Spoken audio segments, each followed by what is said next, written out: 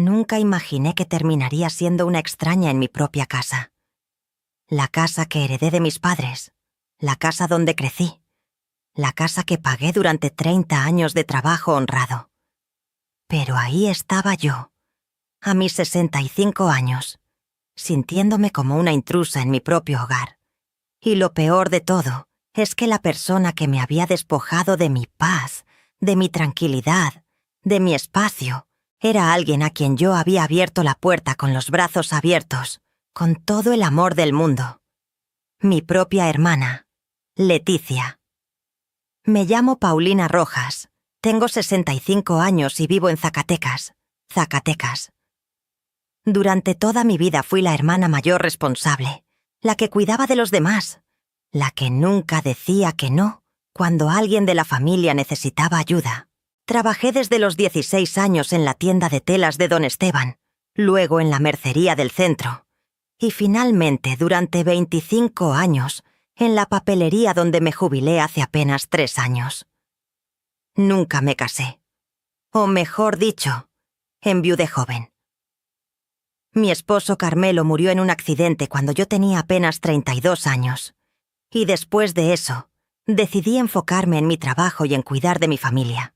No tuve hijos propios, pero siempre fui la tía consentidora, la hermana en la que todos confiaban, la que prestaba dinero sin preguntar cuándo lo devolverían, la que abría su casa para las reuniones familiares. Lo que nunca pensé es que esa generosidad que me enseñaron mis padres, ese espíritu de ayudar sin esperar nada a cambio, terminaría siendo mi peor error. Porque cuando le abrí mi puerta a Leticia hace 4 años, cuando le dije que mi casa era su casa, no tenía ni la menor idea de que estaba invitando a alguien que lentamente, día tras día, me arrebataría todo lo que era mío. No hablo de cosas materiales. Hablo de mi paz, mi tranquilidad, mi derecho a vivir como yo quisiera en mi propio espacio. Leticia llegó agradecida, vulnerable, necesitada, pero con el tiempo se transformó en algo que nunca anticipé. Se volvió la dueña de mi casa, la que tomaba las decisiones, la que movía mis cosas, la que opinaba sobre cada aspecto de mi vida. Y cuando finalmente intenté recuperar lo que era mío, cuando quise poner un alto, fue demasiado tarde. La familia ya había tomado partido, y no era el mío. Esta es la historia de cómo aprendí, de la manera más dolorosa, que abrir tu corazón y tu hogar no siempre garantiza gratitud ni respeto. A veces solo te convierte en víctima de quienes saben aprovechar tu bondad.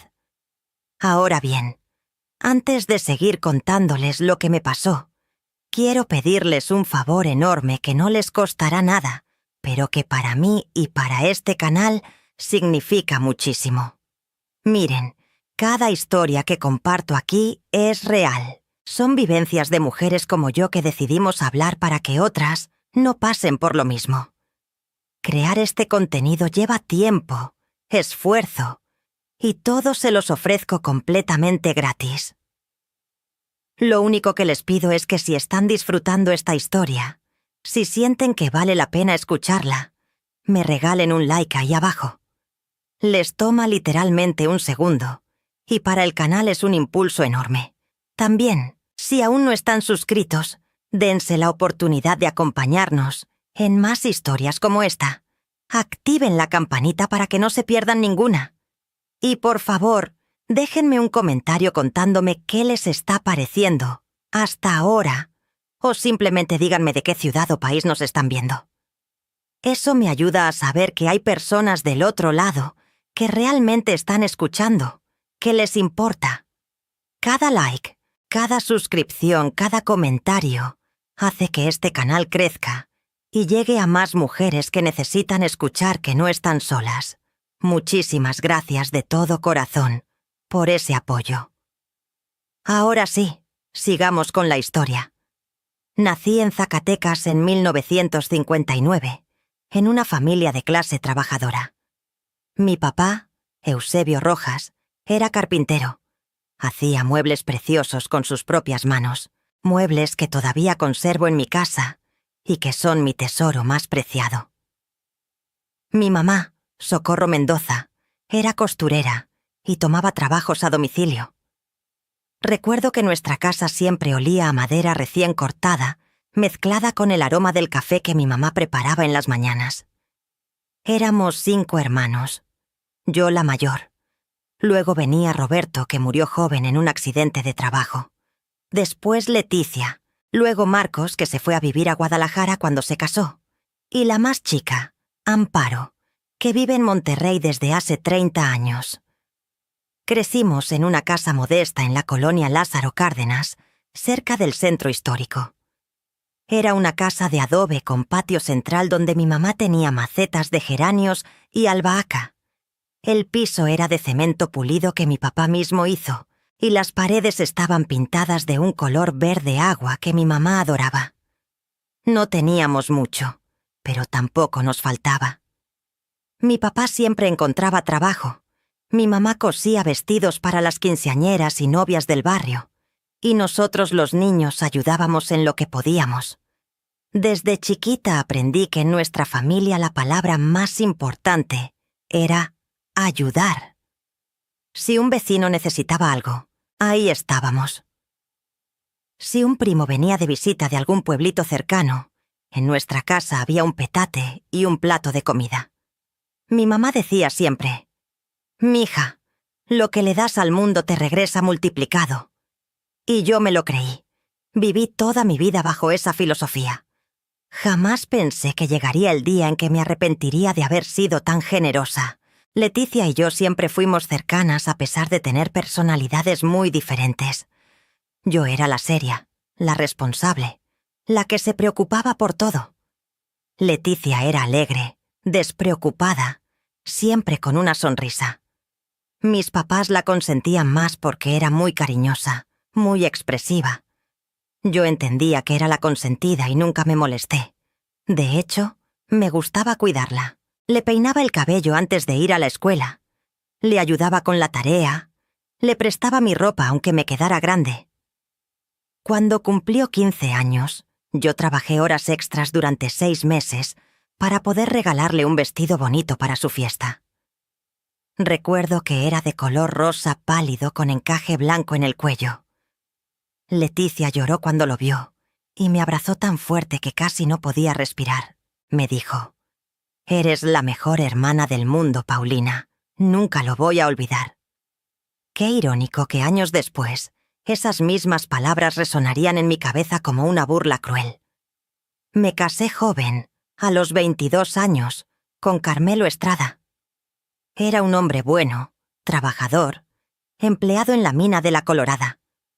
Nos conocimos en un baile del pueblo, y desde el primer momento supe que era un hombre honesto. No era guapo como los galanes de las películas, pero tenía una mirada noble y unas manos fuertes que sabían trabajar. Nos casamos en la parroquia de Santo Domingo y rentamos una casita pequeña cerca de donde vivían mis papás. Fueron años bonitos, sencillos. Carmelo salía muy temprano a trabajar y yo seguía en la tienda de telas, ahorrando cada peso que podíamos. Pero la felicidad me duró poco. Un día de octubre de 1991, Carmelo tuvo un accidente en la mina. Un derrumbe. No sobrevivió. Tenía apenas 33 años.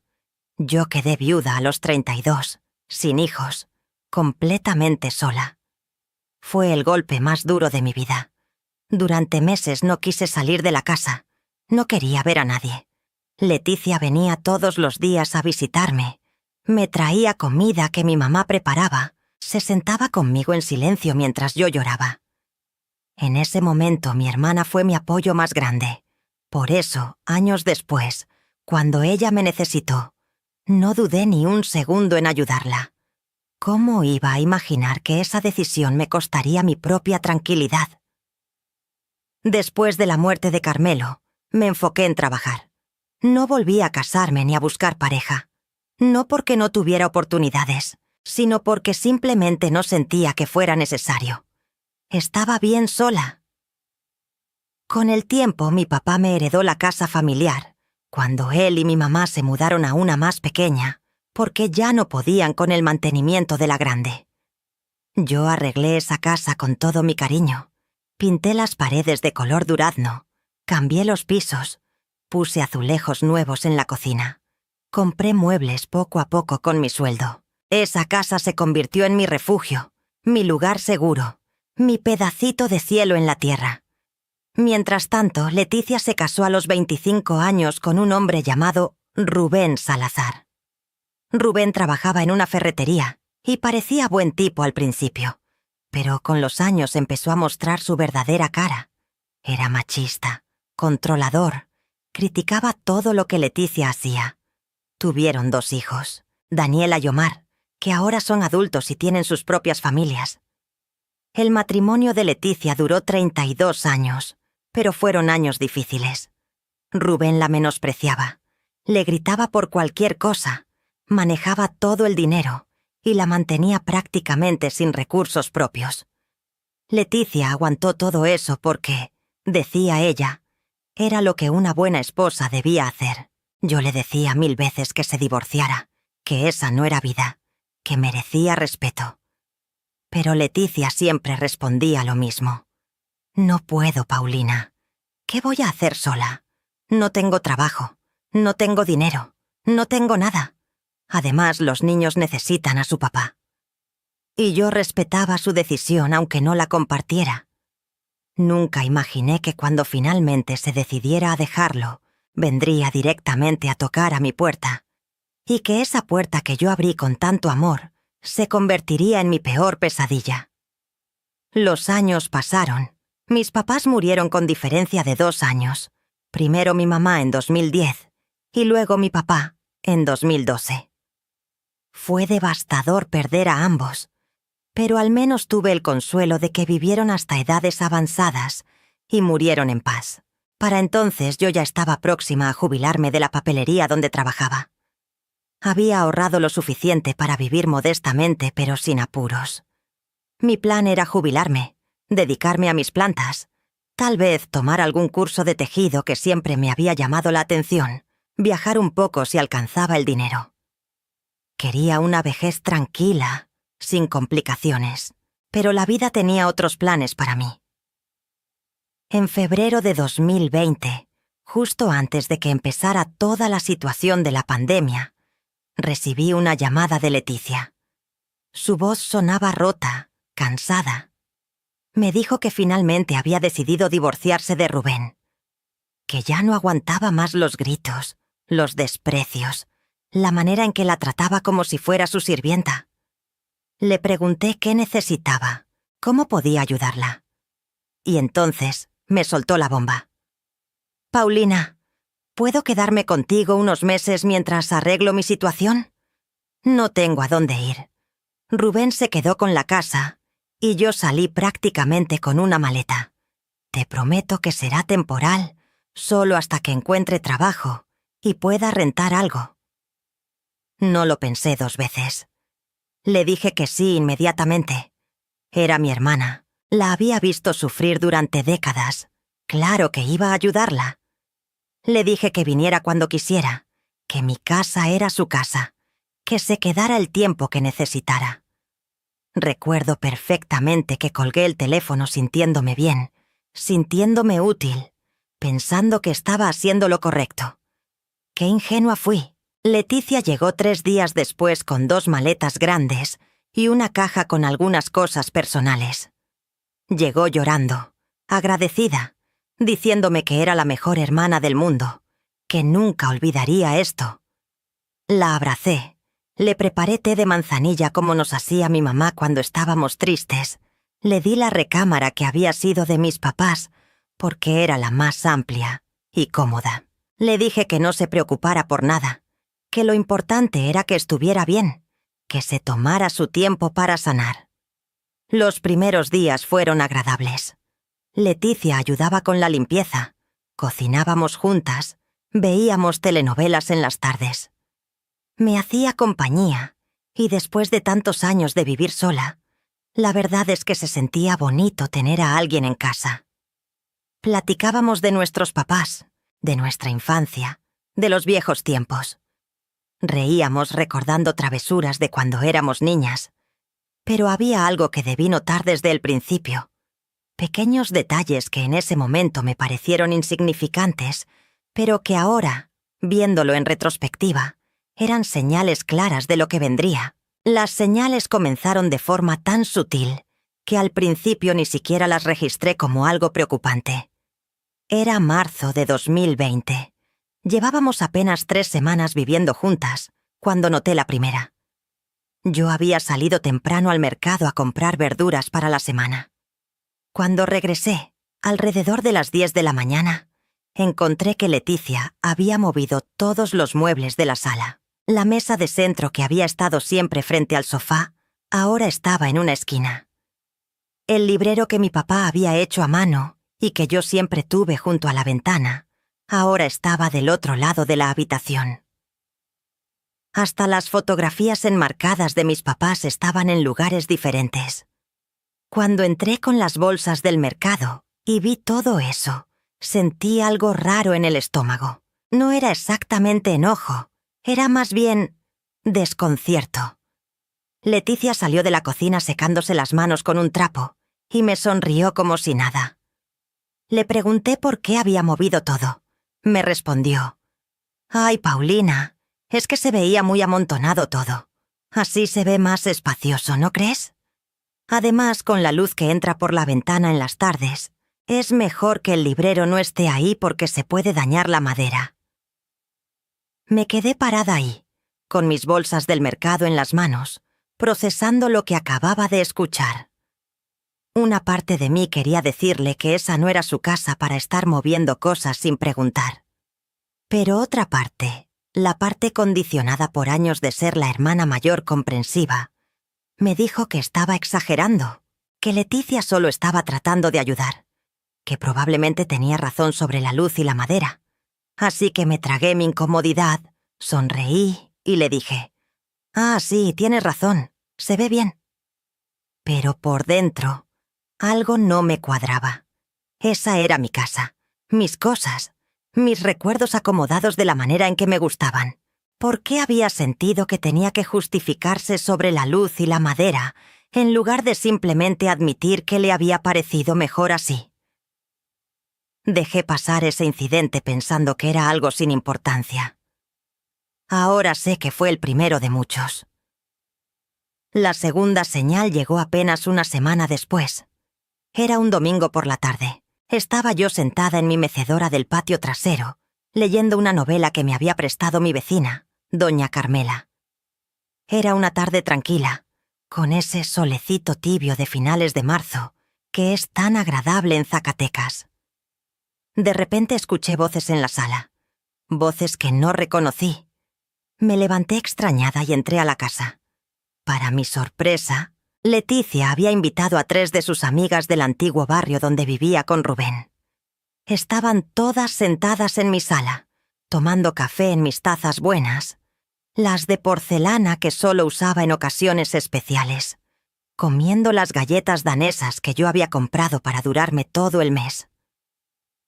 Cuando me vieron, todas me saludaron efusivamente. «Ay, Paulina, qué gusto verte. Leticia nos contó todo lo que has hecho por ella. Eres un ángel».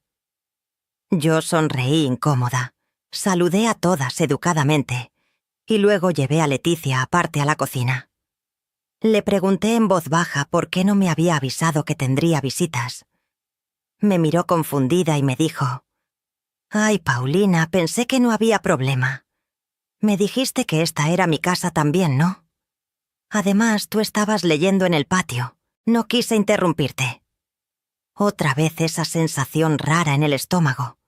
Otra vez esas palabras que técnicamente tenían sentido, pero que me dejaban con un sabor amargo en la boca. Sí, yo le había dicho que mi casa era su casa, pero eso era una expresión, una manera de decirle que era bienvenida. No significaba que podía hacer lo que quisiera sin consultarme. ¿O sí? Me sentí mezquina por estar molesta. Al fin y al cabo, solo eran sus amigas tomando café. No era para tanto. Así que me obligué a sonreír, regresé a la sala, me senté con ellas y compartí el café y las galletas, aunque por dentro me moría de ganas de que se fueran. Cuando finalmente se fueron, 3 horas después, me di cuenta de que no me había gustado nada eso de tener gente en mi casa sin haberlo acordado antes. Pero no dije nada. No quería parecer egoísta. No quería que Leticia pensara que no era bienvenida en mi hogar. La tercera señal fue en abril, cuando empezó la cuarentena por la pandemia. Como ya no podíamos salir mucho, pasábamos prácticamente todo el día juntas en la casa. Una tarde estaba yo preparando mi sopa de lentejas, una receta que había perfeccionado durante años y que me salía deliciosa. Tenía mi manera específica de hacerla. Primero freía cebolla y ajo, luego agregaba jitomate, después las lentejas, un toque de comino, cilantro al final. Estaba en eso cuando Leticia entró a la cocina, vio lo que estaba haciendo y sin preguntarme nada, tomó el comino de mi mano y dijo: «Ay no, Paulina, así no se hace. El comino se pone al principio con la cebolla para que suelte más sabor. Además, le falta chile. Esta sopa necesita chile guajillo». Me quedé helada con la cuchara en la mano. Me estaba diciendo cómo cocinar mi propia receta, en mi propia cocina. Intenté decirle que así era como a mí me gustaba, pero ella ya estaba sacando chiles del gabinete. Ya estaba cambiando mi proceso. Y lo peor es que lo hacía con tanta naturalidad, con tanta confianza, que me hizo sentir como si yo fuera la que estaba haciendo algo mal. Terminé dejándola hacer lo que quiso. La sopa quedó picante, demasiado para mi gusto, pero me la comí sin decir nada. Leticia, por supuesto, dijo que había quedado deliciosa y que así es como siempre debía haberla hecho. Esa noche, acostada en mi cama, me di cuenta de algo perturbador. Estaba empezando a sentirme incómoda en mi propia cocina. Y eso no estaba bien. Pero me repetí a mí misma que era normal tener roces cuando 2 personas viven juntas. Que tenía que ser más flexible. Que Leticia estaba pasando por un momento difícil con su divorcio y que yo debía ser comprensiva. La cuarta señal llegó en mayo. Yo tenía la costumbre de hablar por teléfono con mi hermana Amparo todos los martes en la tarde. Amparo vive en Monterrey y es con quien siempre he tenido más confianza. Ese martes en particular, la llamé como siempre y empezamos a platicar. Le estaba contando sobre cómo iba todo con Leticia cuando, a mitad de la conversación, escuché un clic muy suave en la línea. Tan suave que casi no lo noté. Seguí hablando y de repente Leticia entró a mi cuarto sin tocar. Traía el teléfono inalámbrico de la sala en la mano y dijo: «Amparo, ¿cómo estás? Soy Leticia. Te estaba escuchando. No digas que Paulina exagera. Yo no hago nada malo. Solo estoy tratando de ayudar en la casa». Me quedé paralizada. Leticia había estado escuchando mi conversación privada. Se había metido en la extensión del teléfono sin mi permiso. Amparo se quedó callada del otro lado de la línea, claramente tan sorprendida como yo. Leticia siguió hablando como si fuera lo más normal del mundo, defendiéndose de cosas que yo ni siquiera había dicho todavía, porque apenas estaba empezando a contarle a Amparo cómo me sentía. Después de unos minutos incómodos, Amparo dijo que tenía que colgar. Cuando terminó la llamada, le pregunté a Leticia por qué había escuchado mi conversación. Me dijo: «Ay, Paulina, no te enojes. Pasé por la sala y escuché que estabas hablando de mí. ¿Qué querías que hiciera? Tengo derecho a saber qué dices de mí a mis espaldas». Esa lógica retorcida me dejó sin palabras. Me estaba haciendo sentir culpable por haber querido hablar en privado con mi hermana. Me estaba haciendo sentir como si yo fuera la que había hecho algo malo. Intenté explicarle que uno tiene derecho a conversaciones privadas, pero ella se hizo la ofendida y se encerró en su cuarto. Terminé sintiéndome mal yo, como si le debiera una disculpa. ¡Qué locura!, ¿verdad? Ella invadió mi privacidad y yo me sentía culpable. La quinta señal fue en junio, cuando cumplí 62 años. Amparo me llamó en la mañana para felicitarme y me preguntó qué iba a hacer para celebrar. Le dije que nada especial, que tal vez Leticia y yo veríamos una película en la tarde y pediríamos algo de comer. Amparo me dijo que me mandaba dinero para que me diera un gusto. Cuando colgué, Leticia me preguntó qué había dicho Amparo. Le conté y ella inmediatamente dijo: «¡Ay, qué bien! Con ese dinero podríamos comprar cosas que hacen falta en la casa. La licuadora ya está muy vieja y el sartén se está descarapelando». Me quedé mirándola sin poder creer lo que estaba escuchando. Era mi dinero de cumpleaños. Mi hermana me lo había mandado para que me diera un gusto, no para arreglar la casa. Pero antes de que pudiera decir algo, Leticia ya estaba haciendo una lista de lo que necesitábamos comprar. Y así, mi regalo de cumpleaños se convirtió en una licuadora nueva y un juego de sartenes que, honestamente, no hacían tanta falta. Cuando el dinero llegó, Leticia fue conmigo al centro a comprar las cosas. En la tienda, ella eligió todo. Yo solo pagué. Y lo peor es que ni siquiera se me ocurrió decir que no. Era como si hubiera perdido la capacidad de defenderme en mi propia vida. La sexta señal fue en julio. Daniela, la hija de Leticia, vino de visita desde Aguascalientes, donde vive con su esposo. Llegó un sábado en la mañana y yo estaba contenta de verla. Siempre me llevé bien con mis sobrinos. Cuando entró a la casa, Daniela abrazó a su mamá y luego me abrazó a mí.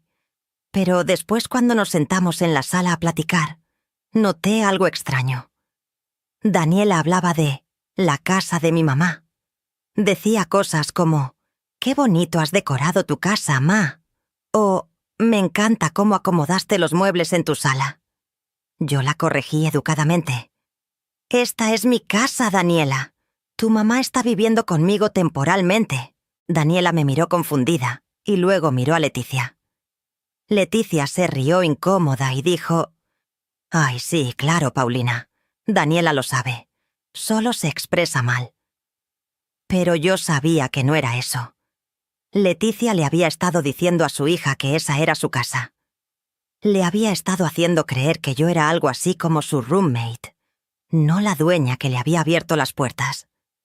Me sentí tan humillada en ese momento, pero no dije nada más. No quería causar un problema frente a Daniela. Me tragué mi molestia y seguimos el día como si nada hubiera pasado. Pero por dentro, algo en mí se estaba quebrando. La séptima señal fue en agosto. Marcos, nuestro hermano que vive en Guadalajara, llamó para preguntar cómo estábamos. Yo contesté el teléfono. Después de saludarme me dijo: «Oye, Paulina, Leticia me dijo que necesitan arreglar el techo de la casa porque tiene goteras. ¿Quieres que te mande algo de dinero para ayudar?» Me quedé fría. ¿Goteras? Mi techo estaba perfectamente bien. No tenía ni una sola filtración. Le pregunté a Marcos quién le había dicho eso. Me respondió: «Leticia me habló la semana pasada y me comentó que las lluvias de este año habían dañado el techo y que necesitaban repararlo urgentemente». Le dije que eso no era cierto, que el techo estaba bien. Marcos se quedó callado y luego dijo: «Qué raro. Bueno, si me necesitas para algo me avisas». Cuando colgué, fui directamente a buscar a Leticia. La encontré en su cuarto viendo televisión.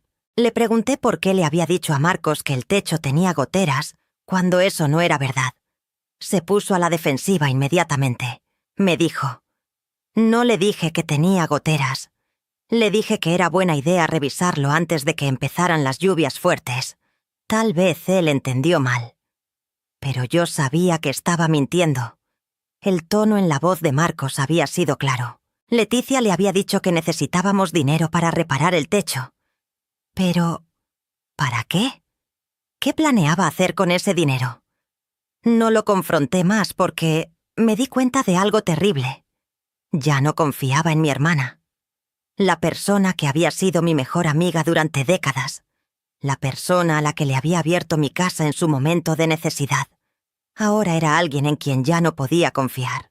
Y eso me dolió más de lo que puedo expresar con palabras. La octava y última señal antes de que todo explotara fue en septiembre. Yo tenía guardados en mi closet algunos ahorros en efectivo. No era mucho, unos 10,000 pesos que guardaba para emergencias. Los tenía en un sobre dentro de una caja de zapatos en la parte alta del closet. Un día necesitaba sacar 2,000 pesos para pagar la luz y el teléfono. Fui a buscar el sobre y descubrí que solo había 6,000 pesos. Faltaban 4,000. Me puse a buscar por todo el closet pensando que tal vez los había guardado en otro lado y no me acordaba. Pero no, solo estaban los 6,000 pesos. Salí de mi cuarto temblando. No quería creer lo que estaba pensando. Fui con Leticia y le pregunté, tratando de mantener la calma, si ella había visto el sobre con dinero en mi closet. Me miró a los ojos y me dijo, «No, ¿por qué?» Le expliqué que faltaba dinero. Su cara cambió completamente. Se puso roja de indignación y me dijo, «¿Me estás acusando de ladrona, Paulina? ¿Después de todo lo que he hecho por ti en esta casa? Yo limpio, cocino, te hago compañía y... ¿así me pagas? Acusándome de robar tu dinero». Empezó a llorar dramáticamente. Y yo, Dios mío, yo le creí. O mejor dicho, quise creerle. Me sentí horrible por haber sospechado de ella. Le pedí perdón 1000 veces. Le dije que probablemente yo había gastado ese dinero y no me acordaba. Ella siguió ofendida durante días. Apenas me hablaba. Hasta que finalmente, una semana después, se le pasó el enojo y volvimos a la normalidad. Pero 3 semanas después, Leticia llegó de la tienda con bolsas llenas de ropa nueva. Le pregunté de dónde había sacado dinero para comprar todo eso. Me dijo que Daniela le había mandado porque era su cumpleaños. Busqué mentalmente y recordé que el cumpleaños de Leticia era en enero, no en septiembre. Cuando se lo mencioné, se puso nerviosa y cambió la historia. Dijo que Daniela le debía dinero de antes y se lo acababa de pagar. No le dije nada más, pero en ese momento supe, con absoluta certeza, que había sido ella quien había tomado mi dinero. Y había tenido el descaro de hacerme sentir culpable por sospecharlo. Esos meses entre febrero y septiembre de 2020 fueron el principio del fin de mi tranquilidad. Pero lo peor aún estaba por venir, porque lo que no sabía era que Leticia no solo estaba tomando control de mi casa y mi dinero, estaba tomando control de mi vida entera. Y lo estaba haciendo de una manera tan sutil, tan manipuladora, que para cuando me di cuenta, ya era demasiado tarde. Llegó octubre, y con ese mes llegó lo que yo pensaba que sería una liberación. El proceso de divorcio de Leticia finalmente iba a concluir. Ella tenía programada la última audiencia con el juez para el día 15 de octubre. Yo pensé que una vez que estuviera oficialmente divorciada, buscaría trabajo, juntaría dinero y finalmente se mudaría a su propio lugar como me había prometido cuando llegó. Habían pasado ya 8 meses de los unos meses temporales que me había dicho. Yo estaba cansada, desgastada emocionalmente, viviendo en un estado constante de tensión en mi propia casa. Pero me mantenía callada porque pensaba que todo eso terminaría pronto. La noche del 14 de octubre, Leticia estaba nerviosa. Se la pasó paseándose por la sala, revisando papeles, practicando lo que le iba a decir al juez. Yo le preparé té de tila para que se calmara. Me senté con ella y le dije que todo iba a salir bien, que esto era lo mejor, que pronto empezaría una nueva etapa de su vida. Ella me sonrió, pero la sonrisa no le llegó a los ojos. Debí haber notado eso. Al día siguiente fui con ella al juzgado. Me pidió que la acompañara para apoyo moral. Nos sentamos afuera de la sala esperando su turno. Cuando la llamaron, me quedé afuera rezando para que todo saliera bien. 45 minutos después, salió con una expresión que no supe interpretar. No se veía triste ni feliz. Se veía calculadora. Me contó que el juez había determinado la separación de bienes. Rubén se quedaba con la casa que habían comprado juntos porque él la seguía pagando y había puesto el enganche. Leticia no recibiría pensión porque sus hijos ya eran adultos y porque durante el matrimonio no había trabajado formalmente, así que no había mucho que dividir. Básicamente salía del matrimonio sin nada material, pero al menos salía libre. En el camino de regreso a casa le pregunté qué iba a hacer ahora. Esperaba que me dijera que iba a buscar trabajo, que iba a empezar a hacer planes para independizarse. En cambio, me dijo: «Pues quedarme aquí contigo, Paulina. Tú dijiste que podía quedarme el tiempo que necesitara». Mi estómago se contrajo. Sí, eso le había dicho, pero pensé que lo necesario sería unos meses mientras arreglaba su divorcio. No había pensado que se refería a quedarse de forma indefinida. Intenté abordar el tema con delicadeza. Le dije que quizás podríamos hacer un plan, que podía quedarse un tiempo más mientras buscaba trabajo y ahorraba para su propio departamento. Leticia se volteó a verme con una cara que nunca le había visto. Una cara fría, calculadora. Me dijo: «¿Me estás corriendo, Paulina? Después de todo lo que he hecho por ti estos meses, ¿me vas a echar a la calle? A mi edad no voy a conseguir trabajo. Tengo 60 años. ¿Quién va a contratar a una mujer de 60 sin experiencia laboral? Pensé que podía contar contigo. Pensé que eras diferente». Me sentí fatal. Me hizo sentir como la peor hermana del mundo. Le aseguré que no la estaba corriendo, que solo quería saber cuáles eran sus planes. Ella me dijo que su plan era quedarse conmigo porque éramos familia, y la familia se apoya. Y yo, como la tonta que era, acepté esa respuesta, aunque por dentro algo me gritaba que esto no estaba bien. Las cosas empeoraron drásticamente después de esa conversación. Era como si Leticia hubiera decidido que ya no tenía que guardar las apariencias. Empezó a ser más abierta con su control. Cambiaba canales de televisión aunque yo estuviera viendo algo. Tiraba mi comida de la nevera diciendo que ya estaba vieja aunque la acababa de comprar. Invitaba gente sin avisarme cada vez con más frecuencia. Una vez llegué de hacer mandados y había 6 personas en mi sala que yo ni conocía. Cuando le pregunté quiénes eran, me dijo que eran sus amigos de un grupo de WhatsApp y que habían decidido hacer la reunión en su casa porque era la más amplia. En noviembre empezaron a llegar paquetes a mi casa, paquetes de tiendas en línea dirigidos a Leticia. Le pregunté cómo estaba pagando esas compras si no tenía trabajo. Me dijo que había abierto una cuenta de ahorro con Daniela y que su hija le depositaba dinero cada mes. Pero yo había hablado con Daniela una semana antes y me había dicho que estaba teniendo problemas económicos porque su esposo había perdido el trabajo. Algo no cuadraba. ¿De dónde estaba sacando Leticia el dinero para comprar ropa nueva, zapatos, maquillaje, hasta un celular nuevo que vi que desempacó? Una tarde de diciembre estaba yo limpiando y entré al cuarto de Leticia para cambiar las sábanas. Ella había salido a no sé dónde. Mientras sacaba las sábanas, vi que sobresalía un papel de debajo del colchón. No soy de andar revisando cosas ajenas, pero algo me hizo tomar ese papel. Era un estado de cuenta de una tarjeta de crédito. Una tarjeta a nombre de Paulina Rojas. Mi nombre, pero yo no había sacado ninguna tarjeta de crédito. Con las manos temblando, leí el estado de cuenta. Había cargos por casi 50.000 pesos. Compras en Liverpool, en Sears, en tiendas en línea, restaurantes. Mi sangre se heló. ¿Cómo era posible esto? Me senté en la cama de Leticia, intentando procesar lo que estaba viendo. Entonces, recordé que meses atrás, en abril o mayo, Leticia me había pedido mi identificación. Me dijo que la necesitaba para un trámite del divorcio que su abogado le había pedido una identificación de un familiar cercano como referencia.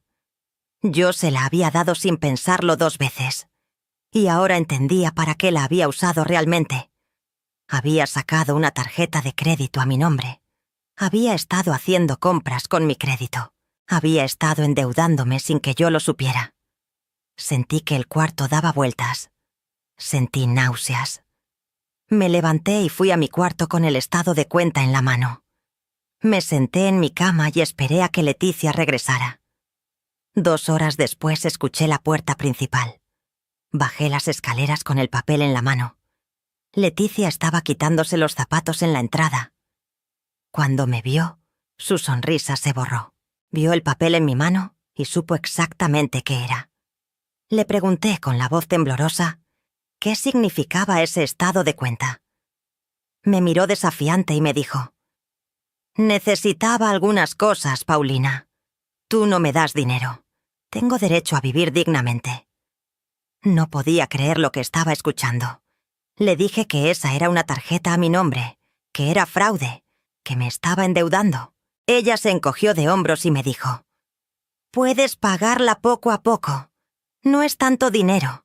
Además, tú tienes tu pensión. Yo no tengo nada». Esa fue la primera vez en 8 meses que le levanté la voz. Le grité que eso no estaba bien, que no tenía derecho a hacer eso, que iba a cancelar esa tarjeta inmediatamente. Y entonces, Leticia hizo algo que nunca olvidaré.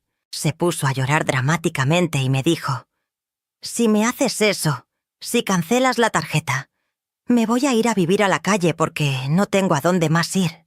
Y le voy a decir a toda la familia que me corriste, que me abandonaste cuando más te necesitaba. ¿Quieres eso? ¿Quieres que todos piensen que eres una hermana cruel?».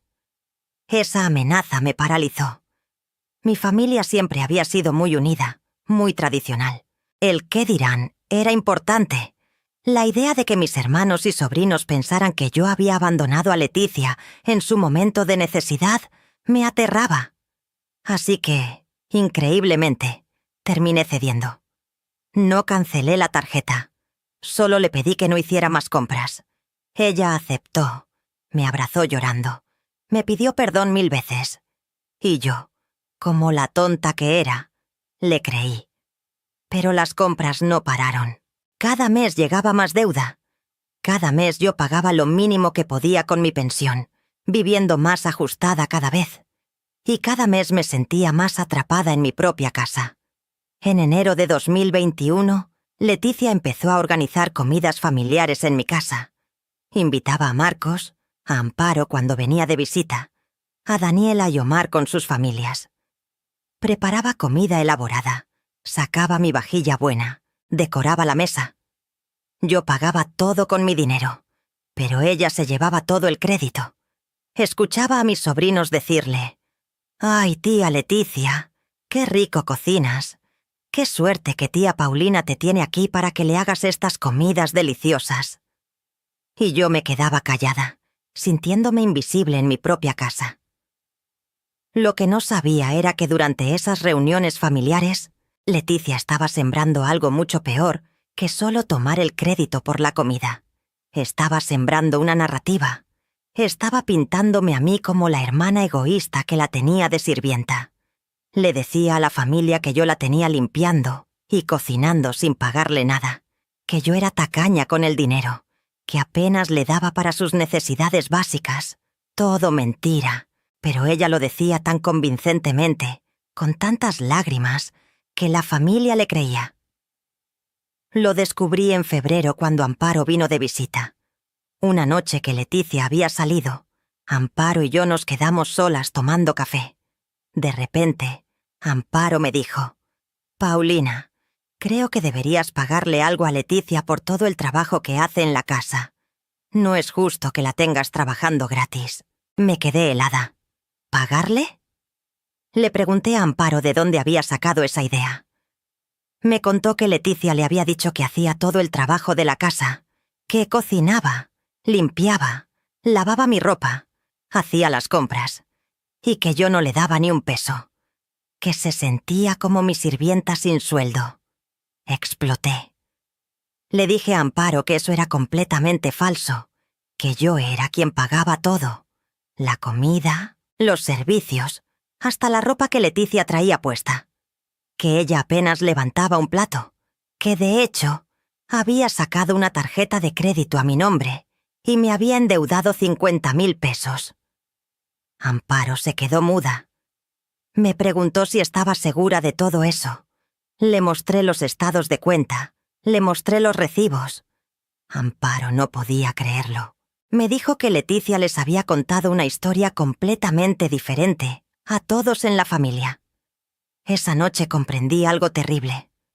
Leticia había estado manipulando a toda mi familia durante meses. Les había hecho creer que yo era la mala. Y cuando yo finalmente decidiera poner un alto, cuando intentara echarla de mi casa, nadie me creería. Todos pensarían que era yo quien estaba siendo cruel e injusta. Me di cuenta de que estaba atrapada en una pesadilla de la cual no sabía cómo salir. Si la echaba, perdería a mi familia. Si la dejaba quedarse, perdería mi casa, mi tranquilidad, mi dinero, mi vida entera. Era una situación sin salida. O al menos eso pensé en ese momento. Porque lo que aún no sabía era que las cosas podían ponerse mucho, mucho peor. Marzo de 2021 fue el mes en que descubrí hasta dónde había llegado realmente la traición de Leticia. Y créanme cuando les digo que lo que pensé era lo peor, resultó ser solo la punta del iceberg. Un día, a mediados de marzo, recibí una llamada del banco. Era una señora muy amable que me preguntó si yo había solicitado un préstamo personal hacía 2 semanas. Le dije que no, que debía ser un error. Ella me dijo que tenían una solicitud a mi nombre por 200.000 pesos. Me quedé helada. 200.000 pesos. Le dije que yo no había solicitado ningún préstamo. La señora me informó que la solicitud incluía copias de mi identificación, comprobante de domicilio y estados de cuenta. Me dijo que estaba en proceso de evaluación y que me llamaban para confirmar algunos datos. Les pedí que cancelaran esa solicitud inmediatamente, que era fraudulenta. La señora me dijo que lo harían, pero que debía presentar una denuncia porque alguien estaba intentando sacar créditos a mi nombre. Colgué el teléfono y me quedé sentada en la sala, temblando. No tenía que ser un genio para saber quién había intentado sacar ese préstamo. Había una sola persona con acceso a mis documentos.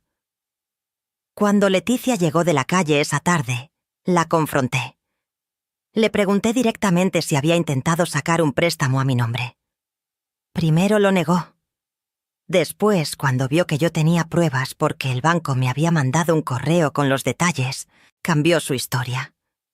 Me dijo que sí, que lo había hecho, pero que era porque estaba desesperada, que necesitaba el dinero para pagar unas deudas que tenía con Rubén de cuando estaban casados, que iba a pagarme poco a poco. Le grité que eso era un delito, que podía ir a la cárcel por fraude.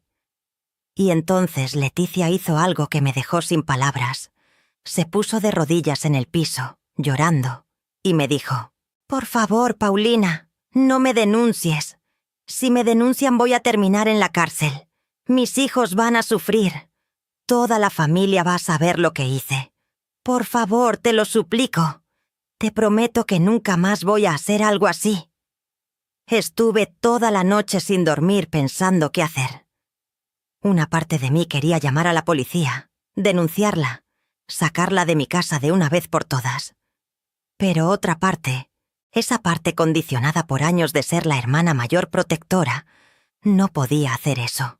Era mi hermana. Habíamos crecido juntas.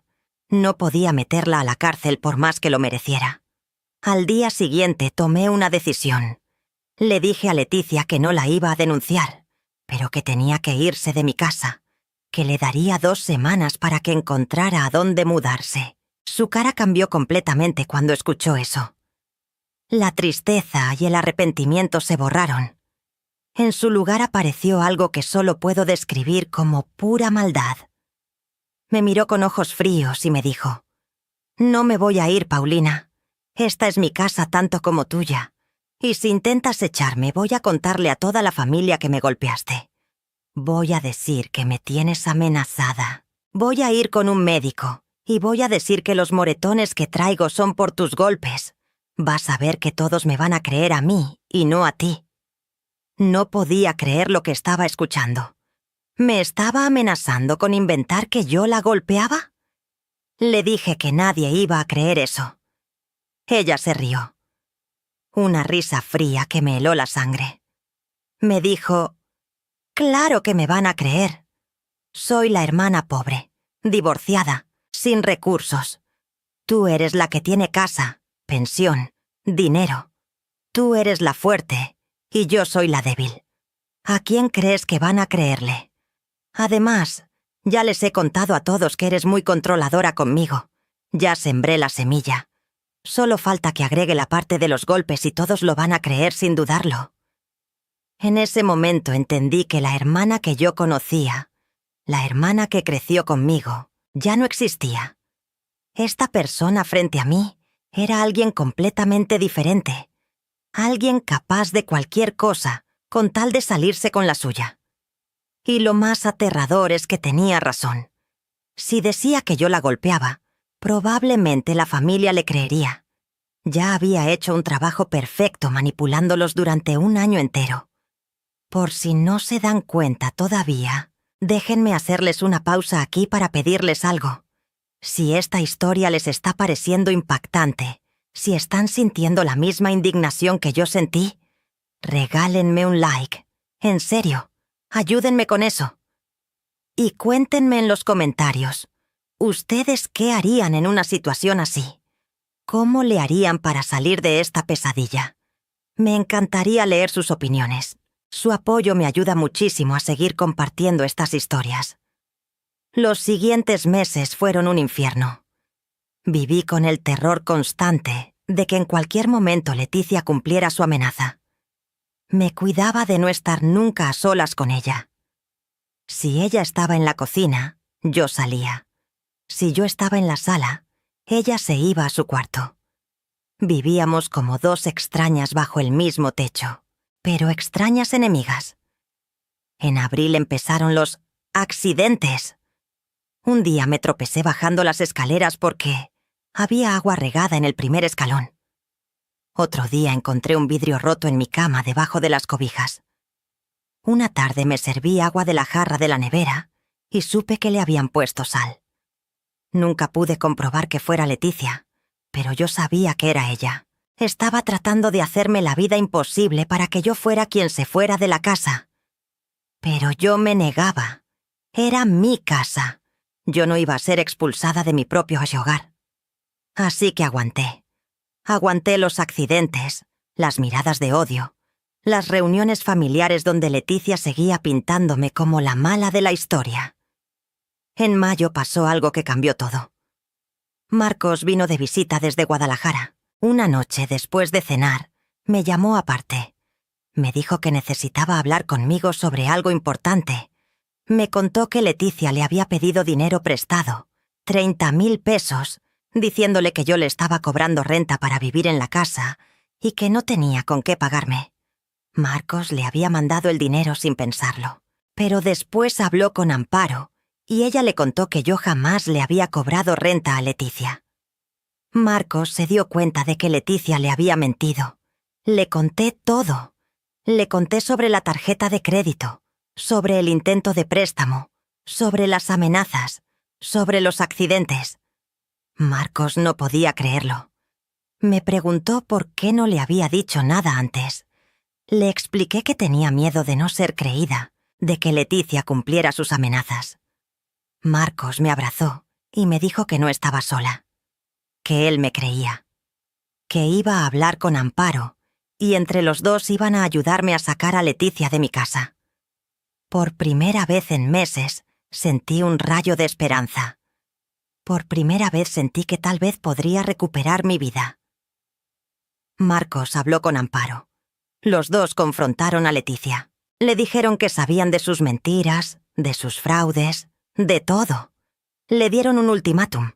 Se iba de la casa de Paulina por las buenas, o ellos iban a tomar medidas legales. Leticia lloró, suplicó, dijo que todo era un malentendido. Pero Marcos y Amparo se mantuvieron firmes. Pensé que ese era el final. Pensé que Leticia finalmente se iría y yo recuperaría mi paz. Pero me equivoqué, porque Leticia tenía un as bajo la manga que ninguno de nosotros vio venir. 2 días después de la confrontación con Marcos y Amparo, llegó a mi casa un hombre con documentos. Era un notificador. Me entregó una demanda. Leticia me estaba demandando por desalojo injustificado de adulta mayor en situación de vulnerabilidad.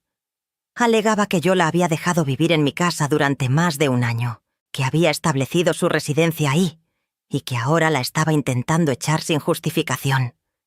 Pedía que un juez le otorgara el derecho a quedarse en la casa o que yo le pagara una compensación de 100.000 pesos por daño moral y desarraigo. No podía creerlo. ¿Me estaba demandando? Después de todo lo que me había hecho, ella me estaba demandando a mí. Me senté en el piso de mi sala a llorar como no había llorado en años. Sentí que había tocado fondo. Sentí que no había salida. Llamé a un abogado, un señor mayor llamado licenciado Bernardo que me recomendó una vecina. Le conté toda la historia. Él escuchó pacientemente y al final me dijo: «Señora Paulina, esto es más común de lo que se imagina. Hay personas que se aprovechan de la bondad ajena, pero tenemos elementos para defendernos. Primero, la casa está a su nombre y puede demostrar que siempre fue suya. Segundo, tenemos evidencia del fraude con la tarjeta de crédito. Tercero, podemos demostrar que ella nunca pagó ni un peso de los gastos de la casa. Vamos a ganar este caso». Pero ganar el caso no era lo que más me preocupaba. Lo que me preocupaba era que durante el proceso judicial, que podía durar meses o hasta años, yo tenía que seguir viviendo con Leticia en mi casa. Y después de la demanda, las cosas se pusieron peor de lo que jamás imaginé. Leticia me dejó de hablar completamente. Actuaba como si yo no existiera. Si yo entraba a la cocina, ella tomaba su plato y se iba a comer a su cuarto. Si yo estaba viendo televisión, ella cambiaba el canal sin preguntarme. Una vez me quedé sin comida en la nevera porque ella tiró todo, diciendo que se había echado a perder, aunque yo sabía que estaba fresca.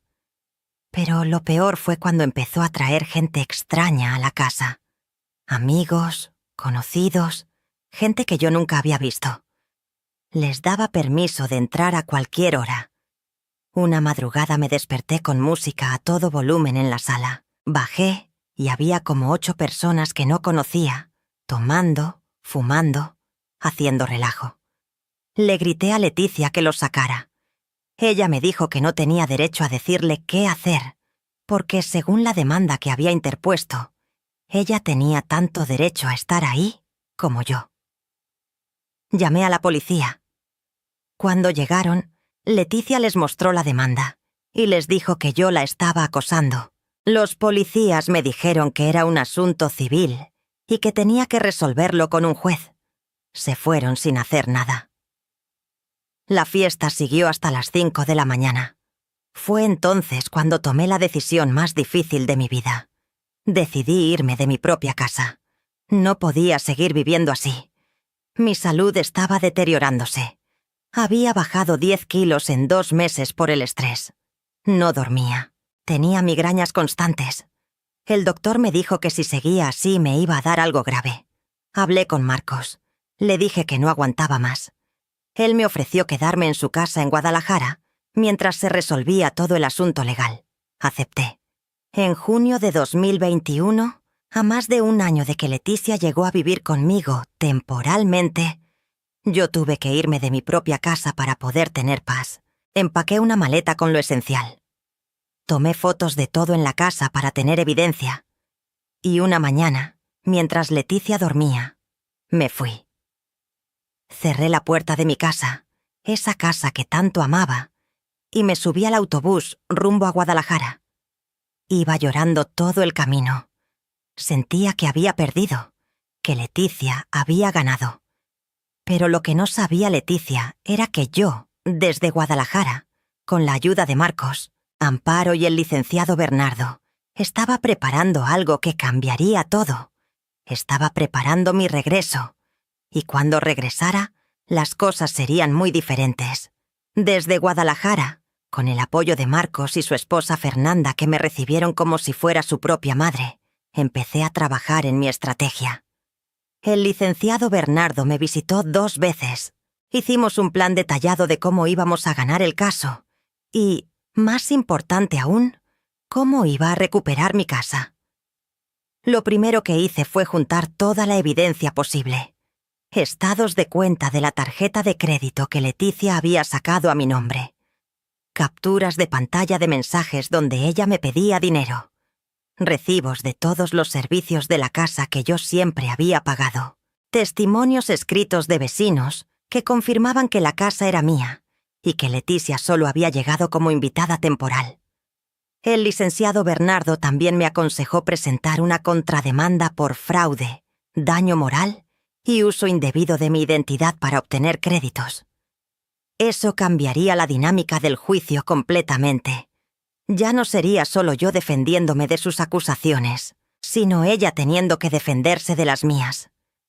Pero había algo más importante que eso. Algo que el licenciado me sugirió y que al principio me pareció imposible, pero que entre más lo pensaba, más sentido tenía. Me dijo: «Señora Paulina, necesitamos demostrar que usted intentó resolver esto de manera pacífica primero. Necesitamos mostrar que le dio oportunidades a su hermana de irse por las buenas y que ella fue quien escaló el conflicto». Me sugirió que juntara testigos de la familia que pudieran confirmar que Leticia había mentido sobre varios aspectos. Marcos ya estaba dispuesto a testificar. Habló con Amparo y ella también aceptó. Pero necesitábamos más. Necesitábamos a los hijos de Leticia, Daniela y Omar. Marcos se encargó de hablar con ellos. Les contó la verdad de todo lo que había pasado. Al principio no le creyeron. Daniela especialmente estaba convencida de que su mamá era la víctima. Pero cuando Marcos le mostró los estados de cuenta de la tarjeta de crédito, cuando le mostró la prueba del intento de préstamo fraudulento, cuando le explicó con lujo de detalle todas las mentiras que Leticia había dicho, Daniela empezó a dudar. Omar fue más fácil de convencer.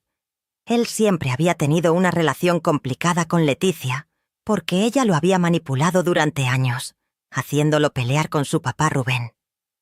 Cuando supo todo lo que Leticia me había hecho a mí, se dio cuenta de que su mamá tenía un patrón de manipulación que había usado con todos a su alrededor durante años. En julio, Daniela llamó a Leticia. Le preguntó directamente si era cierto que había sacado una tarjeta de crédito a mi nombre. Leticia le mintió y le dijo que no, que yo estaba inventando cosas porque quería quedarme con todo. Pero Daniela le dijo que tenía las pruebas, que había visto los estados de cuenta. Leticia se puso histérica. Colgó el teléfono. Daniela me llamó esa misma noche y me pidió perdón. Me dijo que nunca imaginó que su mamá fuera capaz de algo así. Me dijo que ella y Omar estaban dispuestos a testificar a mi favor si era necesario. Lloré de agradecimiento. Finalmente alguien más de la familia veía la verdad. Mientras tanto, yo estaba en Guadalajara tratando de reconstruir mi vida. Marcos y Fernanda fueron increíblemente generosos conmigo. Me dieron un cuarto propio. Nunca me hicieron sentir como una carga. Fernanda y yo nos hicimos muy cercanas. Ella era psicóloga y me ayudó a procesar todo el trauma que había vivido. Me hizo ver que no era mi culpa, que yo había actuado desde el amor y la bondad, y que Leticia había abusado de eso, que no había nada malo en haber querido ayudar a mi hermana. Lo malo fue que ella decidió traicionar esa confianza. En agosto, el licenciado Bernardo presentó mi contrademanda. También solicitó una orden para que Leticia dejara de usar mi identidad para cualquier trámite y que cancelara todas las cuentas que había abierto a mi nombre. El juez accedió a ambas peticiones. Leticia recibió la notificación y, según me contó una vecina que mantuvo contacto conmigo, se puso furiosa. Destrozó varias cosas de la casa en un arranque de ira. Eso me dolió. Saber que mis cosas, las cosas de mis papás, estaban siendo destruidas. Pero el licenciado me dijo que eso en realidad nos favorecía, porque mostraba el verdadero carácter de Leticia. Le pedí a la vecina, doña Carmela, que tomara fotos de cualquier daño visible desde afuera de la casa. Ella lo hizo. Tomó fotos de la ventana de la sala que Leticia había roto en una de sus rabietas. En septiembre tuvimos la primera audiencia. Tuve que regresar a Zacatecas para eso. Marcos fue conmigo. Entramos a la sala del juzgado, y ahí estaba Leticia con su abogado. Cuando me vio, me lanzó una mirada de odio puro. Yo mantuve la compostura. El juez escuchó ambas versiones. El abogado de Leticia presentó su caso. Que ella había vivido en mi casa durante más de un año, que había establecido su residencia ahí, que yo la estaba echando sin justificación por ser una persona cruel y egoísta. Presentó como evidencia unas fotos donde ella aparecía haciendo quehaceres en la casa, como queriendo demostrar que pagaba su estadía con trabajo doméstico. Luego fue mi turno. El licenciado Bernardo presentó toda nuestra evidencia. Los estados de cuenta de la tarjeta de crédito fraudulenta, la solicitud del préstamo que fue rechazada, los recibos de todos los servicios que yo siempre había pagado, el testimonio escrito de vecinos confirmando que la casa siempre había sido mía, y la pieza de resistencia, una grabación. Resulta que en una de las últimas conversaciones que tuve con Leticia antes de irme de la casa, grabé audio sin que ella lo supiera.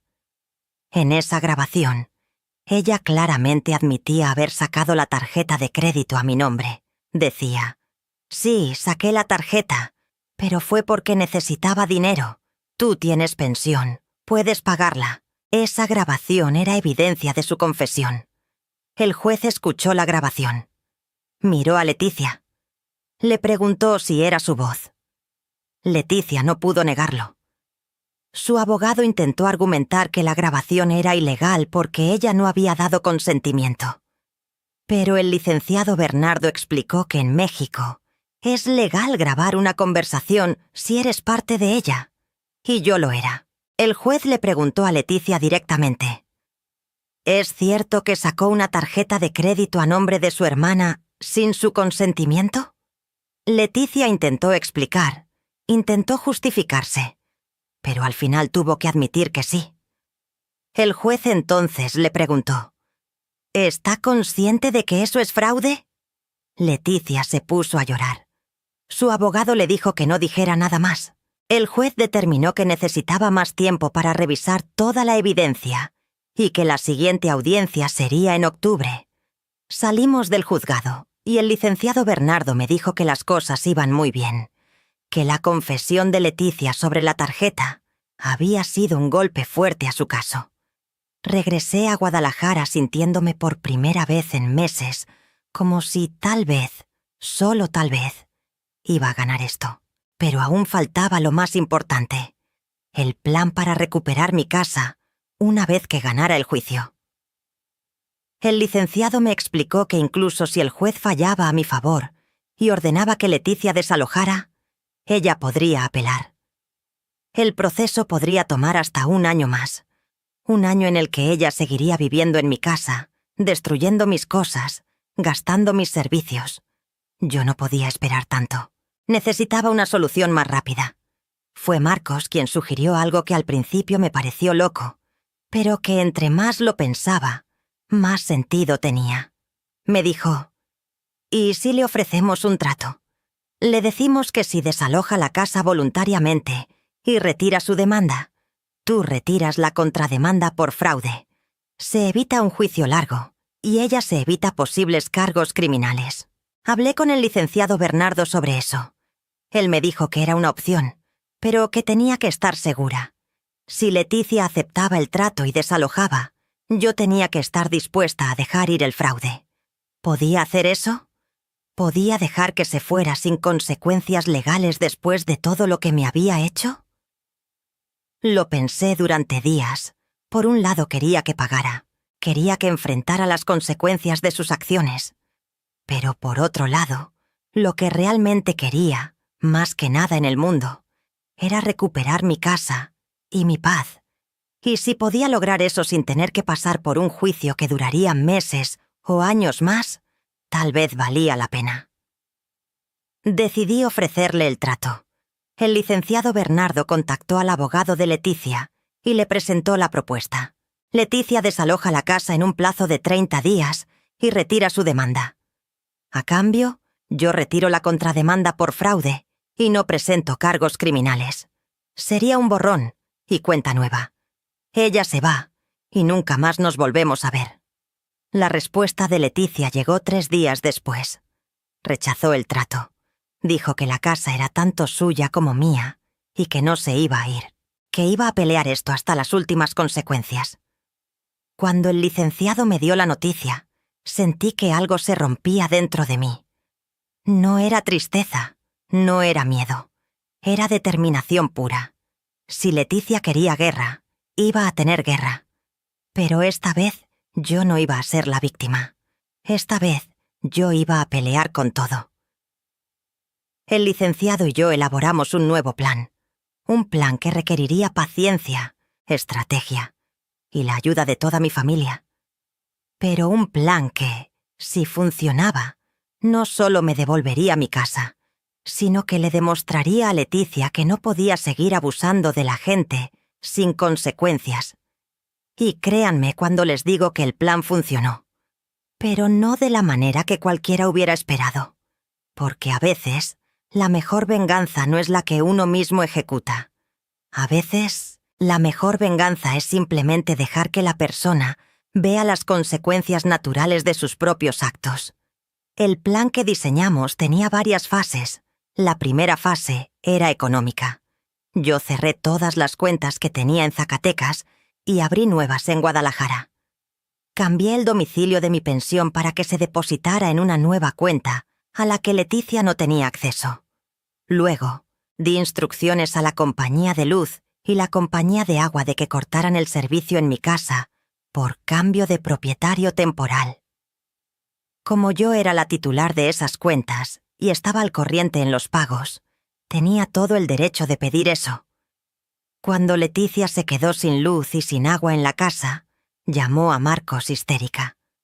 Le dijo que yo le había cortado los servicios, que eso era inhumano, que cómo podía hacerle eso. Marcos le respondió con mucha calma.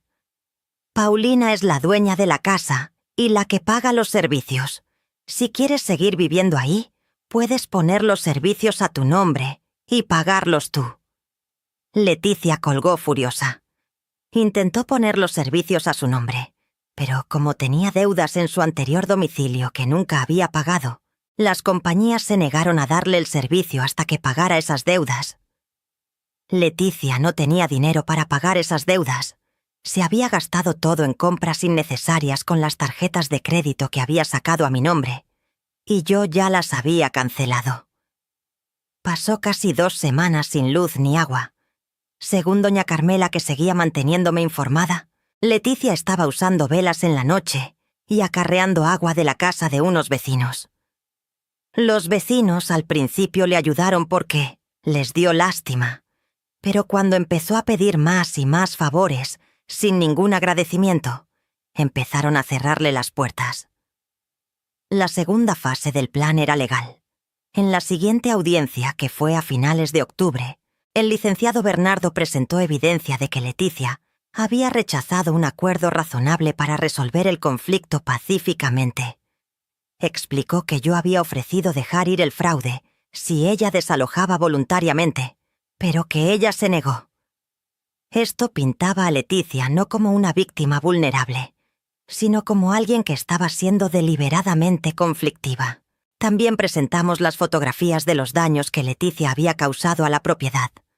La ventana rota, muebles dañados, paredes rayadas. El licenciado argumentó que esto demostraba que Leticia no respetaba la propiedad y que su presencia en la casa estaba causando daño material, además del daño emocional y económico que me había causado a mí, El juez se veía cada vez más inclinado hacia mi versión de los hechos. Le preguntó a Leticia por qué había rechazado el acuerdo que se le ofreció. Ella intentó argumentar que era su derecho quedarse en la casa porque había vivido ahí más de un año. El juez le respondió: «Señora, vivir en una propiedad ajena por invitación no le da derechos de posesión, especialmente cuando hay evidencia de que usted cometió fraude contra la propietaria». La tercera fase del plan era familiar. Daniela y Omar, los hijos de Leticia, la confrontaron directamente. Fueron a la casa y le dijeron que lo que estaba haciendo estaba mal. Que yo siempre había sido buena con la familia, que les había ayudado a ellos mismos cuando eran niños, que merecía respeto. Leticia intentó manipularlos como siempre había hecho, haciéndose la víctima, llorando. Pero esta vez no funcionó. Daniela le dijo algo que, según me contó después, la dejó sin palabras. «Mamá, durante años nos hiciste creer que papá era el malo. Nos pusiste contra él. Pero ahora me doy cuenta de que tú siempre fuiste parte del problema. No eres la víctima que pretendes ser. Y no vamos a permitir que destruyas a tía Paulina como intentaste destruir a papá». Omar añadió: «Si no sales de esa casa por las buenas, vamos a testificar en el juicio del lado de tía Paulina. Y vamos a contar todo. Todo lo que le hiciste a papá. Todo lo que nos manipulaste a nosotros. Todo. ¿Eso es lo que quieres?». Leticia se derrumbó. Lloró como nunca, pero esta vez no eran lágrimas de manipulación. Eran lágrimas reales de alguien que acababa de darse cuenta de que había perdido hasta a sus propios hijos con sus manipulaciones. La cuarta fase del plan era social. Doña Carmela y otros vecinos que conocían la verdadera historia empezaron a correr la voz en el barrio. Pronto todos sabían lo que Leticia había hecho. La gente que antes la saludaba con simpatía, ahora la miraba con desprecio. Cuando iba a la tienda de la esquina, la dueña la atendía con frialdad. Cuando caminaba por la calle, los vecinos que antes paraban a platicar con ella, ahora pasaban de largo. El aislamiento social fue probablemente lo que más le afectó a Leticia. Ella siempre había sido muy sociable, muy dependiente de la aprobación de otros. Verse convertida en la paria del barrio la destrozó. En noviembre, Leticia finalmente quebró. Llamó a Marcos y le dijo que quería hablar. Marcos me llamó a mí y me preguntó qué quería hacer. Le dije que escuchara qué tenía que decir. Marcos se reunió con Leticia en un café. Ella llegó deshecha, demacrada. Se veía 10 años más vieja. Le dijo a Marcos que ya no podía más, que se quería ir de la casa, pero que no tenía a dónde ir, que no tenía dinero, que estaba completamente sola. Marcos le respondió con una firmeza que me llenó de orgullo cuando me lo contó. Le dijo: «Tuviste oportunidades de irte de manera digna, Leticia. Paulina te ofreció un trato justo. Lo rechazaste. Tus propios hijos te ofrecieron ayudarte si aceptabas hacer lo correcto. Los alejaste. Esto no es culpa de nadie más que tuya». Leticia le suplicó que intercediera por ella. Marcos le dijo que había una sola manera de resolver esto: que firmara un documento donde se comprometía a desalojar la casa en un plazo de 15 días, que retirara su demanda y que firmara un acuerdo donde reconocía el fraude que había cometido y se comprometía a pagar la deuda de la tarjeta de crédito en parcialidades. A cambio, yo retiraría la contrademanda y no presentaría cargos criminales. Era básicamente el mismo trato que habíamos ofrecido antes, pero con el agregado del reconocimiento escrito del fraude y el compromiso de pago. Leticia intentó negociar, pero Marcos fue claro. Era eso, o seguir con el juicio donde probablemente perdería todo y además enfrentaría cargos criminales. Leticia accedió. Firmó el documento el 20 de noviembre de 2021. Se comprometía a desalojar la casa a más tardar el 5 de diciembre. retiraría su demanda y pagaría 1.000 pesos mensuales hasta saldar la deuda de la tarjeta de crédito. El licenciado Bernardo revisó el documento y lo presentó ante el juez. El juez lo aprobó y cerró el caso. Oficialmente todo había terminado. Solo faltaba que Leticia cumpliera su palabra y se fuera. Los 15 días que siguieron fueron de ansiedad constante para mí. Tenía miedo de que Leticia se arrepintiera, de que causara más daños a la casa antes de irse, de que hiciera algo desesperado. Pero para mi sorpresa no hizo nada de eso. Empacó sus cosas en silencio. Doña Carmela me contaba que la veía sacar cajas y maletas día tras día. El 4 de diciembre, un día antes del plazo límite, Leticia salió de mi casa. Se fue a vivir a un departamentito pequeño que Daniela le rentó en Aguascalientes, cerca de donde ella vive. Daniela me llamó para decirme que aunque todavía estaba enojada con su mamá por todo, no podía dejarla literalmente en la calle.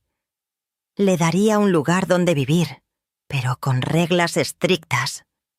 Nada de manipulaciones, nada de mentiras. O se comportaba o se quedaba sola. El 5 de diciembre, exactamente 19 meses después de que Leticia había llegado a vivir conmigo, temporalmente, regresé a mi casa. Marcos fue conmigo. Cuando abrí la puerta no sabía qué esperar. Temía encontrar todo destruido. La casa estaba en mal estado, no voy a mentir. Había manchas en las paredes, algunos muebles estaban rayados o rotos, la alfombra de la sala estaba arruinada. Pero nada que no se pudiera arreglar. Mis cosas más valiosas, las que mi papá había hecho, seguían ahí. Las fotografías de mis padres seguían colgadas en las paredes. Mi casa aún era mi casa. Marcos me ayudó a limpiar durante una semana. Pintamos las paredes, cambiamos la alfombra, arreglamos los muebles que se podían arreglar y tiramos los que no. Poco a poco, mi casa volvió a parecer mi casa. El 15 de diciembre me quedé sola por primera vez en mi casa recuperada. Me senté en mi mecedora del patio, esa donde me gustaba leer antes de que todo esto empezara, y me puse a llorar. Pero no eran lágrimas de tristeza, eran lágrimas de alivio, de liberación, de haber sobrevivido a una pesadilla que en un momento pensé que nunca terminaría. Esa noche, en la tranquilidad de mi propia casa, sin miedo, sin tensión, sin tener que cuidarme de nadie, sentí algo que no había sentido en casi 2 años: paz.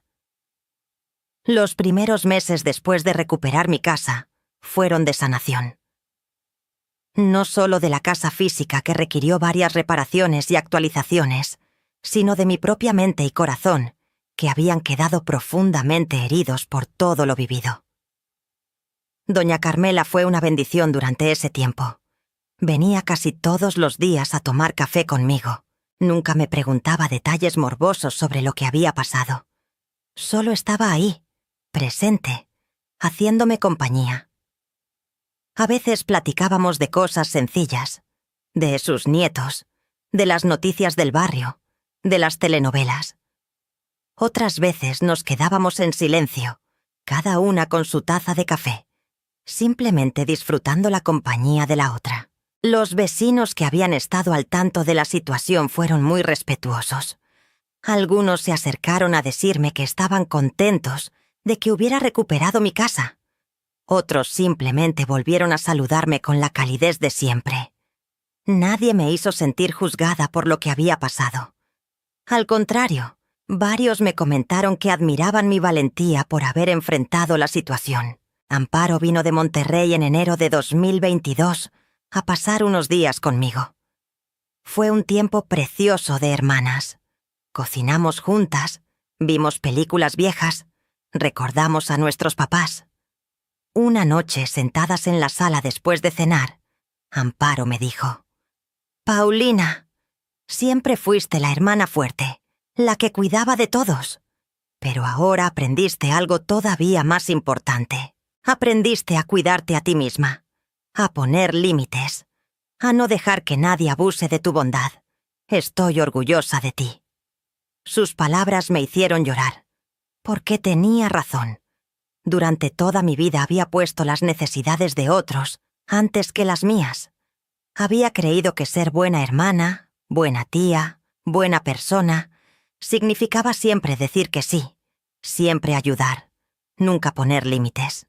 Pero había aprendido, de la manera más dolorosa posible, que poner límites no te hace mala persona, te hace una persona que se respeta a sí misma.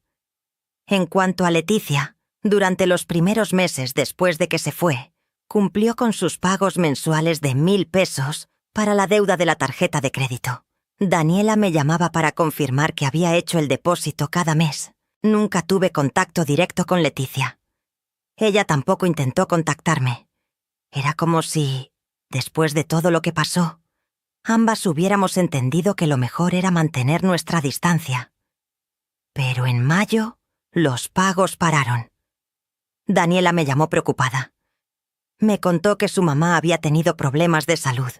Nada grave, pero sí lo suficiente como para que no pudiera trabajar en el trabajo de medio tiempo que había conseguido limpiando casas en Aguascalientes. Sin ese ingreso no podía pagarme. Daniela me preguntó qué quería hacer. Técnicamente podía exigir el pago completo de la deuda o tomar acciones legales. Pero honestamente, ya estaba cansada de toda esa situación. Le dije a Daniela que mientras Leticia se comprometiera a retomar los pagos cuando pudiera trabajar de nuevo, yo podía esperar. No lo hice por Leticia, lo hice por mí, porque ya no quería seguir atada a ese conflicto, a ese resentimiento. Daniela me agradeció con lágrimas en la voz. Me dijo que su mamá estaba yendo a terapia, que estaba trabajando en sus problemas, que estaba tratando de ser mejor persona. No sé si era verdad o no.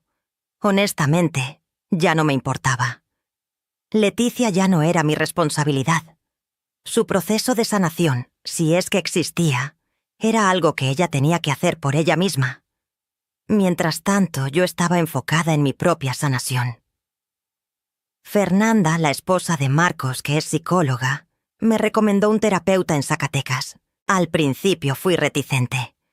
Yo soy de una generación donde ir al psicólogo se veía como algo para locos. Pero Fernanda me convenció. Me dijo que después de un trauma como el que había vivido, era importante procesar las emociones con ayuda profesional. Empecé a ir a terapia una vez a la semana. El doctor Martínez, mi terapeuta, era un señor de unos 50 años, muy tranquilo y empático. Durante las primeras sesiones solo escuchó mi historia. Yo hablaba y hablaba, sacando todo lo que había guardado durante meses. Él tomaba notas y asentía, sin juzgar. Después de varias sesiones, empezó a ayudarme a ver patrones en mi comportamiento.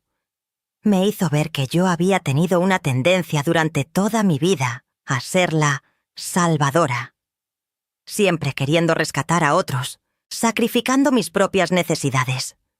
Me explicó que esto no es inusual en personas que crecieron siendo las hermanas mayores o que vivieron situaciones donde tuvieron que madurar rápido y cuidar de otros. Pero también me ayudó a entender que la bondad sin límites se convierte en autodestrucción.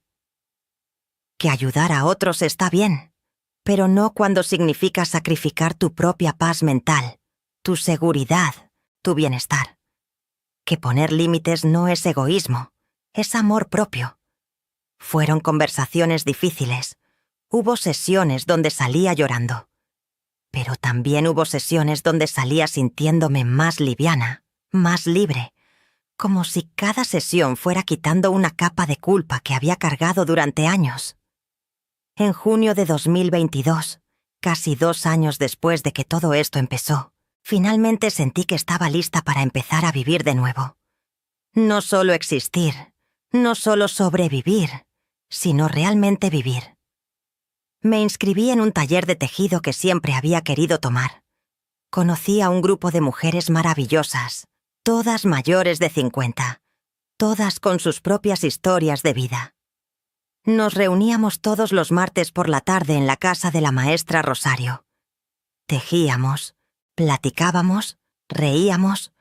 Algunas compartían sus historias, Otras preferían mantener su privacidad. Pero todas nos apoyábamos. También me uní a un grupo de caminata matutina en el parque. Todas las mañanas a las 7, un grupo de unas 15 personas nos reuníamos para caminar durante 1 hora alrededor del parque Enrique Estrada. Fue ahí donde conocí a don Roberto, un señor viudo de 70 años que se convirtió en un muy buen amigo. Platicábamos de todo durante nuestras caminatas. Él me contaba de sus nietos, yo le contaba de mis proyectos de tejido. Era una amistad simple, sana, sin complicaciones.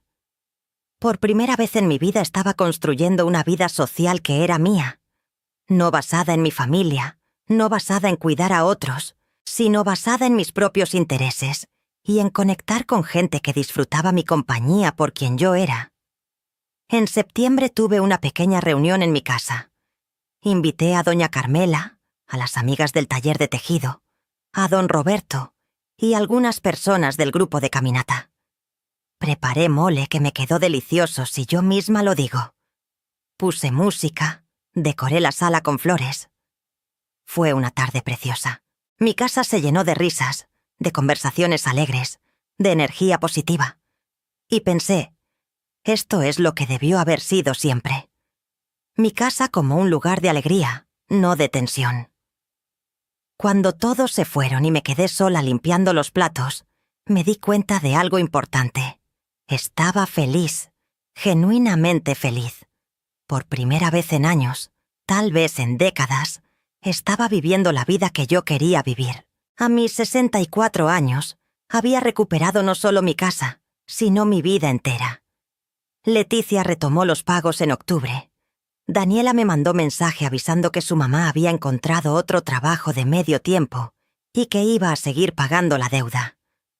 Honestamente, para ese punto, ya no me importaba mucho el dinero.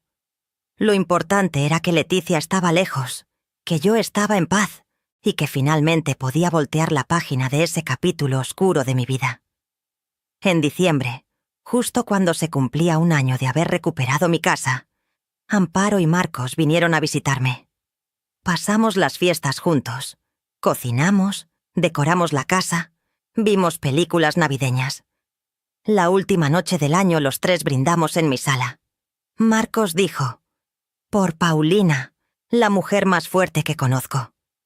Amparo agregó, «Por las segundas oportunidades». Y yo dije, «Por aprender que nunca es tarde para recuperar tu vida». Ese brindis, rodeada de mis hermanos que me habían apoyado incondicionalmente, en mi casa que finalmente había recuperado, fue uno de los momentos más significativos de mi vida, porque representaba más que solo sobrevivir a una mala experiencia. Representaba haber aprendido, crecido y salido más fuerte del otro lado. Ahora, mientras les cuento esta historia, a mis 65 años, puedo decir con certeza que aunque lo que viví con Leticia fue doloroso, me enseñó lecciones invaluables. Me enseñó que la familia no siempre es sinónimo de lealtad. Me enseñó que la bondad sin límites es autodestrucción. Me enseñó que pedir ayuda no es debilidad. Me enseñó que defender tu paz es un acto de amor propio, no de egoísmo. Y sobre todo, me enseñó que nunca es tarde para reclamar tu vida. No importa cuántos años tengas, no importa cuánto tiempo hayas vivido en situaciones que no te hacen feliz, siempre puedes decidir que ya fue suficiente. Siempre puedes decidir pelear por tu tranquilidad, por tu dignidad, por tu derecho a vivir en paz. Si llegaron hasta aquí, si escucharon toda mi historia, quiero pedirles un último favor. Si esta historia les conmovió, si sintieron algo, si aprendieron algo, regálenme un like. Déjenme un comentario contándome qué les pareció. Díganme de qué país o ciudad están viendo esto. Y si aún no están suscritos al canal, por favor, suscríbanse. Activen la campanita para que no se pierdan más historias como esta. Cada like, cada comentario, cada suscripción me dice que mi historia sirvió para algo.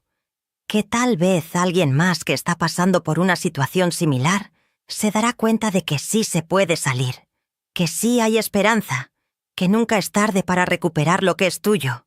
Este canal existe para eso, para compartir historias reales de mujeres como yo que enfrentamos situaciones difíciles y las superamos, para que otras mujeres sepan que no están solas, que hay salida, que hay vida después del dolor. Su apoyo hace posible que sigamos compartiendo estas historias, hace que el canal crezca y llegue a más personas que necesitan escuchar estos mensajes. Así que, de verdad, del fondo de mi corazón, gracias por estar aquí. Gracias por escuchar. Gracias por su tiempo. Hay algunas lecciones que aprendí de todo esto y que quiero compartirles antes de despedirme. Primera lección. La bondad es hermosa, pero la bondad sin límites es peligrosa. Ayudar a otros está bien, es noble, es humano, pero no cuando significa sacrificar tu propia paz, tu seguridad, tu bienestar. Aprendí que puedes ser una buena persona y aún así poner límites. De hecho, poner límites te hace mejor persona porque te respetas a ti misma. Segunda lección. No todas las personas merecen acceso ilimitado a tu vida. No porque compartan tu sangre significa que tienen derecho a abusar de tu confianza. La familia debe ganarse el respeto, igual que cualquier otra persona. El lazo familiar no es una licencia para maltratar. Tercera lección.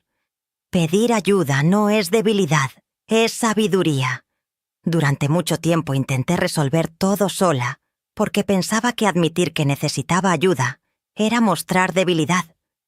Pero cuando finalmente acudí a Marcos, a Amparo, al licenciado Bernardo, a mi terapeuta, encontré la fuerza que necesitaba para salir adelante.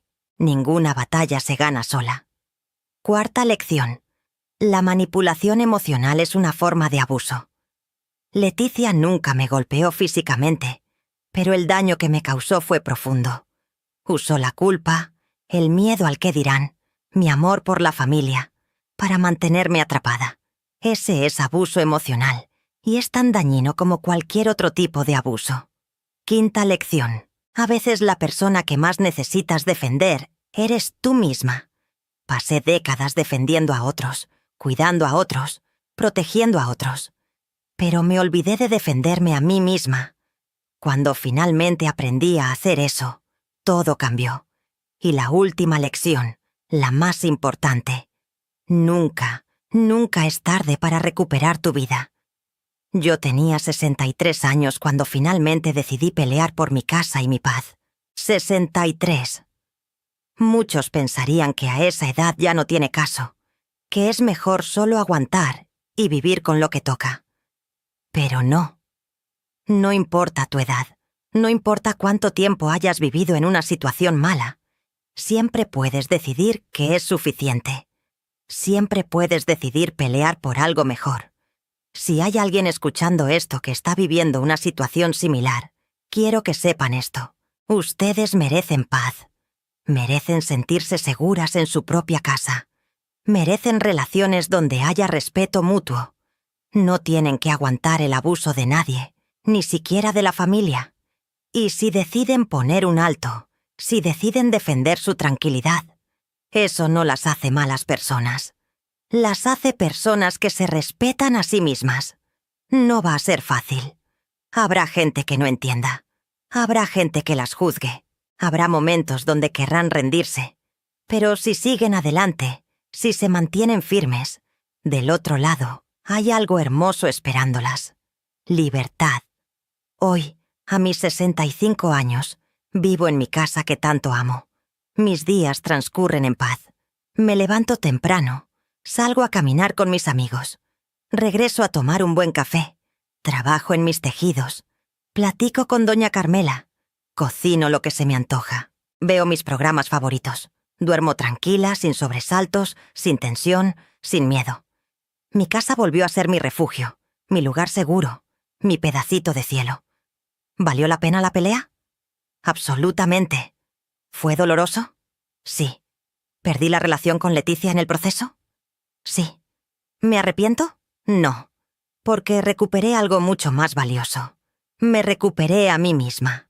Así que a todas las mujeres, especialmente a las de mi generación que crecieron pensando que teníamos que aguantar todo por la familia, les digo, no.